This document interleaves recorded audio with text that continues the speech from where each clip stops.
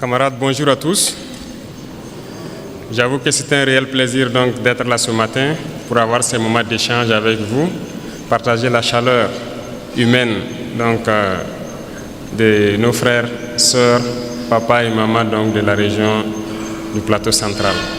Mais je souhaiterais qu'on puisse rendre un hommage vibrant à ceux-là qui se battent au front, qui nous permettent, nous, de nous retrouver ici, d'échanger et de voir les perspectives pour notre patrie. Et je voudrais qu'on observe une minute de silence pour la mémoire de ceux qui ont laissé leur vie dans cette bataille.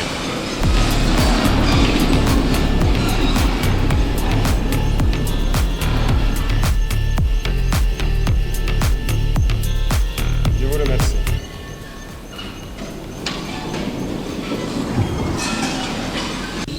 Ça fait bientôt 10 ans que nous sommes dans cette situation de guerre.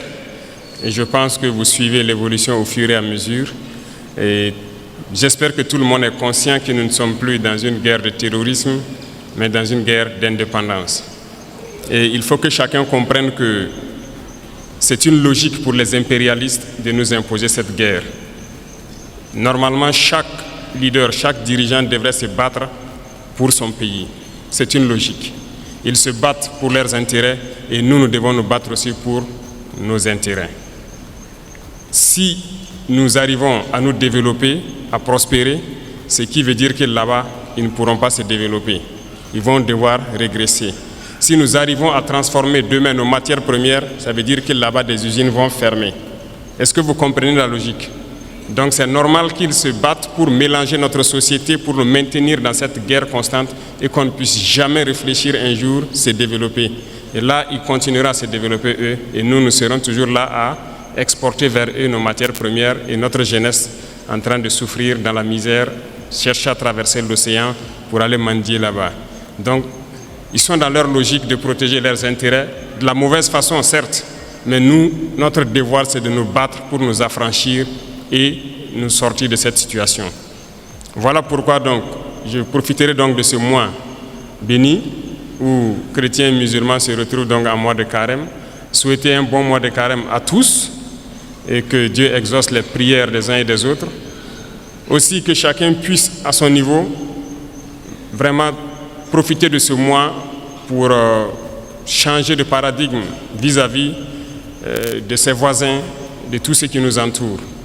Et je souhaite que les leaders religieux ici au Burkina Faso profitent de ce mois aussi pour prêcher, voilà, je dirais la bonne parole, pour prêcher vis-à-vis de ceux-là, ces égarés qui tiennent les armes dans la brousse et qui tuent, parce que certains tuent et ils pensent qu'ils tuent au nom de la religion. Il faut que les leaders religieux puissent donc ensemble faire beaucoup de déclarations, beaucoup de prêches pour les faire comprendre que ce n'est pas de la religion. Pourquoi je le dis? Parce que je pense que beaucoup d'entre vous ont des frères ou des sœurs qui sont FDS, qui sont dans la brousse. Il est quasiment impossible aujourd'hui de prendre une base terroriste et ne pas trouver des livres coraniques ou autre chose. Ça veut dire que, donc je pense que par la parole, vous pouvez les atteindre. Il faut faire beaucoup de déclarations, beaucoup de prêches pour les faire comprendre que ça, ce n'est pas de l'islam. C'est tout sauf de l'islam. On n'a jamais dit de tuer. Et nous irons plus loin même. Nous allons demander bientôt donc aux leaders de l'islam, donc du monde entier aussi, de nous joindre dans ce combat-là, avoir des déclarations claires, franches, pour inviter tous ceux qui sont là à tuer au nom de l'islam, que ce n'est pas de l'islam. Normalement, c'est une religion de paix, de solidarité, voilà, d'entraide. Il n'y a pas de raison que quelqu'un tue au nom de l'islam et qu'on ne puisse pas le dire qu'il est sur le mauvais chemin. Plusieurs opérations sont en cours. Il y a des zones abandonnées depuis plusieurs années que nous avons reconquis. Nous sommes en phase de consolidation et nous poursuivons nos manœuvres jusqu'à nos frontières. Dans quelques jours, vous serez bien sûr au courant de tout ce qui a pu être récupéré et nous allons nous implanter dans ces zones pour toujours. Nous n'allons pas reculer, nous allons récupérer la totalité de notre territoire. Et cela va se passer donc, cela va se passer de façon progressive. Il y a peut-être des régions qui sont aujourd'hui, qui semblent ne pas voir certains actes, mais la guerre c'est de manière évolutive. Nous allons blanchir totalement des zones et arriver au fur et à mesure. Et resserrer l'étau sur ces gens, c'est comme je le dis, ils n'ont que de choix, soit de comprendre le message, revenir à la patrie, ou bien ils vont disparaître. C'est à eux de choisir. Dans ce combat que nous menons aujourd'hui, le plus dangereux, c'est la guerre de communication. Et je pense que ce n'est pas la première fois. Et aujourd'hui, je pense que les Burkinabés, les Africains doivent avoir compris qu'est-ce que c'est que la guerre de communication. Malheureusement ou heureusement pour nous, l'impérialisme, comme disait Thomas Sankara, est un mauvais élève. Un très mauvais élève parce que vous avez beau le chercher de la classe, il va revenir avec les mêmes méthodes. Ils ne peuvent pas changer. Et souvent, ça devient du ridicule. Quand vous prenez aujourd'hui les médias impérialistes, vous voyez ce qu'ils publient. Ils ont procédé par la même méthode pour mettre le feu au Rwanda, par la même méthode pour détruire le Soudan, par la même méthode pour détruire l'Afrique. Ça ne va pas prendre. Et aujourd'hui, je pense que vous êtes bien conscients, ils sont très forts dans manipuler l'information, créer du faux tout autour. Et tenez-vous bien, ces mêmes médias, je le dis aujourd'hui haut et fort, surtout Jeune Afrique, nous ont courtisés au tout début, 2022-2023. Ils sont passés par plusieurs canaux pour nous aborder, pour nous faire payer et laver notre image, comme ils le disent. Nous avons refusé, ils ne peuvent pas le nier parce qu'on a les preuves chez nous. Ils ont envoyé des gens, c'est comme ça qu'ils fonctionnent. Et beaucoup de chefs d'État tombent dans leur piège, ils versent de l'argent chaque mois pour qu'on publie des articles pour laver leur image. Non, c'est dangereux. Ils ne vivent que de ça. Vous payez l'argent, ils mentent, ils lavent votre image. Vous refusez, ils mentent pour détruire votre image. Mais toute l'Afrique doit être mise au courant. Et si l'Africain veut évoluer, c'est d'arrêter d'écouter ces médias mensongers. Parce que tant que vous serez là à écouter une mauvaise information, ça finit par devenir une réalité. Et c'est très dangereux pour nous. La désinformation bat son plein. À notre niveau, on vit ça tous les jours. Et je dis chaque fois aux gens de faire très attention. Tout ça pour diviser, pour mieux régner. Donc, il faut que tout un chacun à son niveau puisse, en tout cas, percevoir les manœuvres de l'impérialisme, pouvoir conseiller l'autre et qu'ensemble, nous restons unis pour construire notre pays. Nous, notre mission, c'est cela. Et nous allons construire le Burkina Faso. Le Burkina Faso sera ce qu'ils n'ont jamais rêvé de voir. L'Afrique doit se réveiller, l'Afrique doit quitter ces situations de conflit. On nous a assez manipulés, on nous a assez mis en conflit les uns contre les autres pour nous piller. Aujourd'hui, au Burkina Faso, ils ont une certitude. Le terrorisme, c'est presque fini. Qu'est-ce qu'il faut faire? Soit créer une rébellion ou créer une guerre civile. C'est ça. Et ils sont dans la manœuvre pour ça. On les attend. Et il faut que chacun, à son niveau, fasse attention. Parce que si les gens se laissent manipuler, on va les aligner, on va les allumer comme les autres aussi. La manipulation ne doit pas passer. On a un objectif à atteindre, on va atteindre l'objectif. C'est la mission qui nous est assignée actuellement. Et je vais inviter donc tout un chacun à prendre ça en considération parce que l'impérialisme a plusieurs visages. On parle des impérialismes qui sont hors du continent, mais il y a des impérialistes à l'intérieur de nous aussi, au Burkina Faso ici. Quand il s'agit de dire certaines choses crûment, il faut le dire. Ça va faire mal, on va se demander pardon, mais il faut qu'on se dise la vérité pour pouvoir avancer. Il y a des gens au Burkina Faso qui ne veulent pas voir les autres évoluer. Il y a des gens qui veulent rester eux seuls au sommet. Non. Nous avons décidé de rendre l'État un peu plus fort et de partager les richesses. Parce que l'intoxication a commencé déjà quand on a commencé à mettre en place l'initiative Faso Mebo. Beaucoup d'entrepreneurs ont commencé à intoxiquer la jeunesse et tout ça. Non. Nous, on a donné des marchés. On a donné des marchés de route, non? On est à quel niveau? Les taux d'exécution, pour la plupart, ce n'est pas bon. Le ministre a fait dernièrement une sortie, une tournée. Vous avez tous suivi à la télé. Ça ne va pas trop.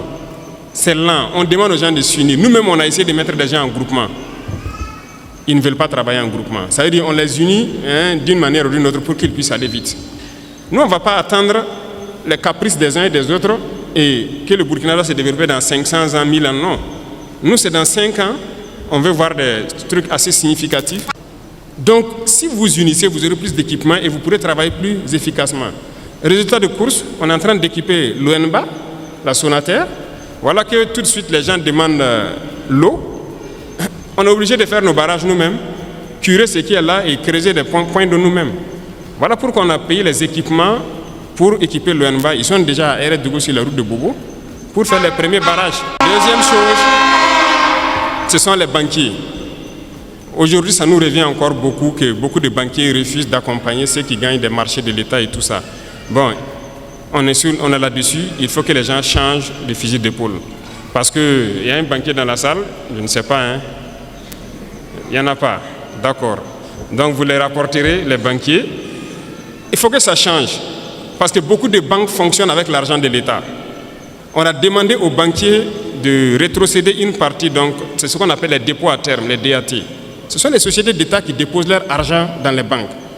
On veut notre argent pour faire du travail. Les gens trouvent qu'ils ne peuvent pas donner l'argent parce que ça va affaiblir leur banque. Mais chaque année, les banques ont réalisé tant de milliards d'intérêts nets.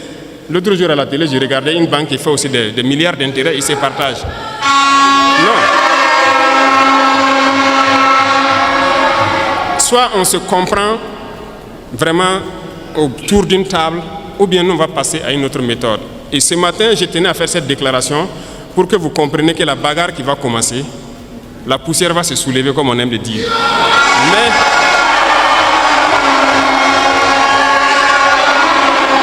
il faut que vous-même vous fassiez attention, parce que ce sont les mêmes qui vont passer derrière pour intoxiquer, pour créer des mensonges et amener les gens à se détourner de l'essentiel. Il y en a déjà qui essaient, on voit beaucoup de gens qui font des vidéos pour laver les images de certains et tout ça. Faites attention. Et il y a beaucoup de petites entreprises qui ferment parce qu'ils n'arrivent pas à payer les salaires des employés et tout ça. Ils ont des factures déposées au trésor, on n'arrive pas à payer. Mais c'est ça, on dit de donner une partie de notre argent en banque. On va payer ces entreprises pour qu'ils puissent fonctionner.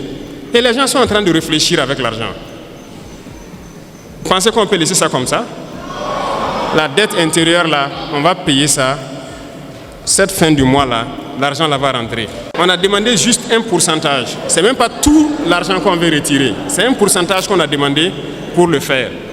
Et ça réfléchit beaucoup. Certaines banques ont répondu, félicitations à eux, mais la plupart des banques n'ont pas transféré l'argent jusqu'à aujourd'hui. C'est un message que je tenais à les lancer. On a donné fin mars, c'est fin mars. Si fin mars, les 25% ne sont pas là, on va passer à autre chose. Vous êtes prévenus et que la manipulation ne doit pas continuer. Parce que ce sont généralement ceux qui sont victimes de ça, ce sont les couches les plus pauvres en fait, du pays.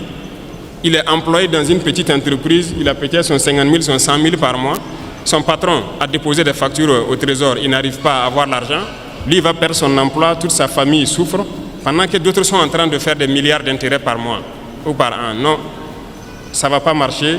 Donc, il faut se préparer. C'est un autre front qui s'ouvre.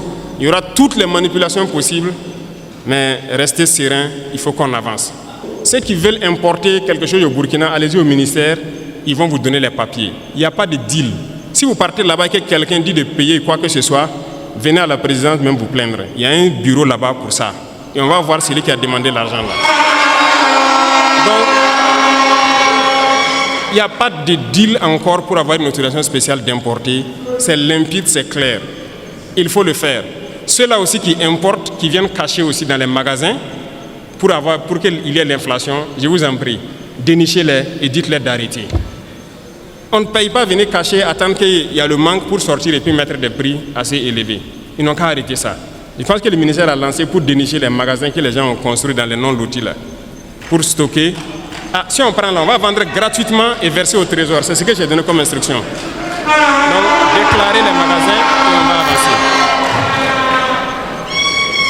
Donc, je compte sur vous, messieurs les opérateurs économiques, pour que, au sein de vous, que vous vous conseillez et que ce genre de situation-là n'arrive pas.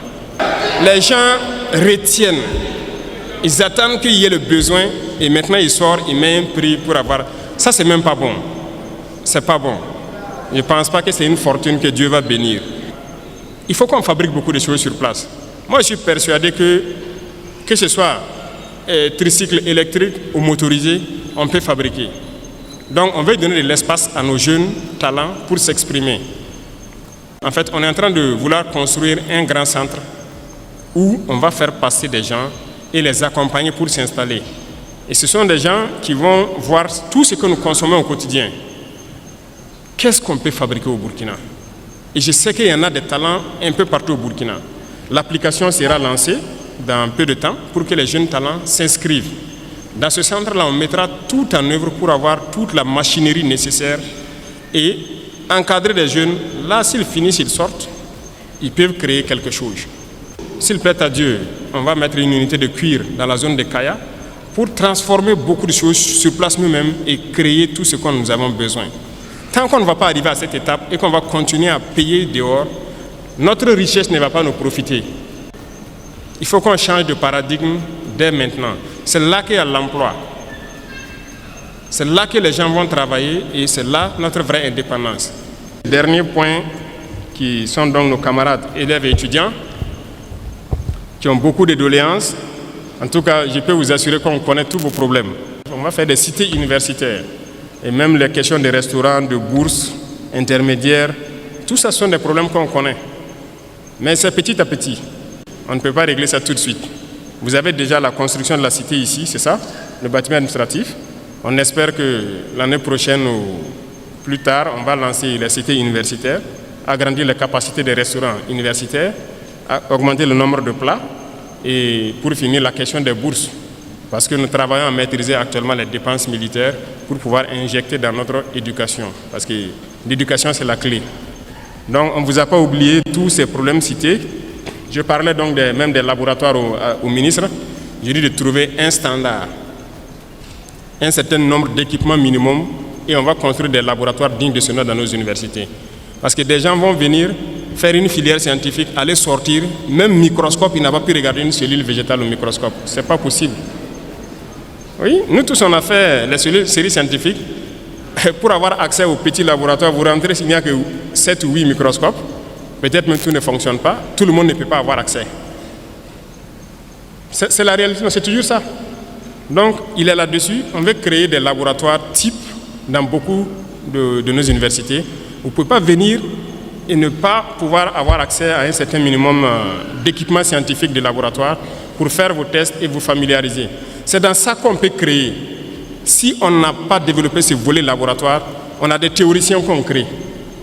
J'étais surpris même d'apprendre que même au niveau de nos chercheurs, il n'y a pas de microscope électronique à balayage au Burkina. Depuis que le Burkina existe, il n'y a pas ça. Et j'ai demandé au ministre, j'ai dit, mais comment vous faites donc la recherche? On est obligé d'aller à l'extérieur, louer des laboratoires, payer de l'argent pour faire. Pendant que le microscope électronique à balayage, je ne pense pas que ça coûte le milliard. Et comment on ne peut pas le faire? Actuellement, on est en train de payer ça pour installer au Burkina, pour qu'on puisse faire tout sur place ici. Donc, j'espère que d'ici là, tout ça sera opérationnel et que ça puisse profiter donc, aux étudiants même, aux chercheurs, aux scientifiques, pour pouvoir avancer dans leurs recherches. C'est ça l'informatique et tout ce qui s'ensuit. Donc, on va voir tout ce qui est possible. Le ministère même avait déjà lancé pour acquérir un certain nombre d'ordinateurs pour que les étudiants puissent avoir les salles de façon bien équipée. Et c'est fait avec le Burkinabé, c'est ça? Il y a une unité burkinabé qui fabrique des ordinateurs. Donc, on a fait une convention la dernière fois pour pouvoir payer beaucoup d'équipements avec lui et équiper nos centres universitaires. Et vous aurez donc accès normalement à ces salles-là pour que vous puissiez faire vos recherches. Et l'Internet, je pense que ça, c'est en train de s'améliorer dans beaucoup d'universités. L'Internet est là maintenant pour les recherches. On peut aller vite et très bien dans la guerre et dans le développement. Nous avons foi, nous ne perdons jamais espoir, nous sommes vraiment très confiants. Et tant qu'on vous voit motivé, mobilisé, c'est notre carburant comme ça. On ne se fatigue jamais, on va continuer d'avancer dans ce sens-là. Et je disais donc à tous les ministres, j'ai dit de serrer la ceinture. Depuis qu'on est là, il n'y a pas de vacances gouvernementales. Ça travaille 24 sur 24. L'ALT aussi, c'est ça. Il n'y a pas de vacances pour que des députés aillent se coucher au village. Il faut travailler 24 sur 24, 12 mois sur 12. Donc on est dans ce rythme. Tant que les soldats au front n'ont pas de repos, il n'y a pas de raison que derrière on ait du repos. Et j'invite donc toute l'administration à se mettre au pas ainsi pour accompagner donc, les forces vives dans tout ce qu'ils font. Et donc, je pense que petit à petit, il y a de la progression. On voit beaucoup de changements de comportement. Il faut qu'on arrive à totalement changer la donne. Le Burkina Faso est une référence et nous devons maintenir le flambeau très haut.